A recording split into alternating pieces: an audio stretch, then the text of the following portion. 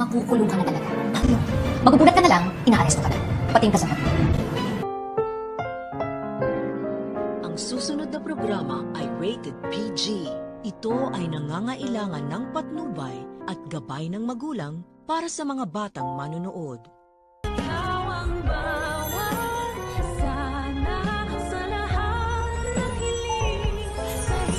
We are still in the clear. Me? Tinulungan mo kami, di ba? That makes you an accomplice. Dahil nga sa mas mabait na pinapakita ni Zoe kay Annalyn, ay naniwala naman agad si Annalyn na magiging close na si Zoe sa kanya. Nang hindi alam ni Annalyn ay gusto lang naman mapagtakpan ni Zoe ang kanyang krimeng ginawa sa kanilang lolo Pepe. At pagtatanggol pa ni Annalyn kay Zoe kay Doc Lyndon na kahit ano daw gawin ni Moira ngayon ay hindi daw sila mapag-aaway nito. Tanong naman ni Doc Lyndon kay Annalyn na paano daw ay kung may kinalaman talaga si Zoe sa pagkakaumatos ni Lolo Pepe. Mapapangatawanan niya kaya ni Annalyn ang hindi pang-aaway kay Zoe. Yan ang dapat nating abangan. Pero teka nga lang, bakit kaya hindi naiisipan ng mga taga-Apex na lagyan ng CCTV camera ang kwarto ni Lolo Pepe kabilang banda? Ang masaya nga sanang tanghalian nila Giselle, Lynette, Justin at Annalyn ay magugulo ng dahil dito sa demonyitang si Moira. Pinalitan niya kasi ang regalo ng apat sa isa't isa ng mga bagay na makapagpapaalala sa kanila na sila'y mga walang kwentang tao. Pero maisip nga kaya nila na walang ibang taong gagawa nun sa kanila kundi si Moira lamang.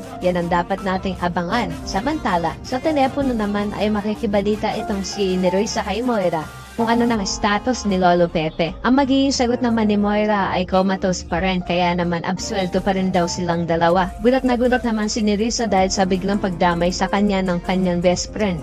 At dito na pinaalala ni Moira sa kanya ang pinahiram nitong sasakyan. Kaya naman damay din daw ito. Kung sakali magkabukingan na ay sama-sama silang hihimas ng rehas sa kabilang banda.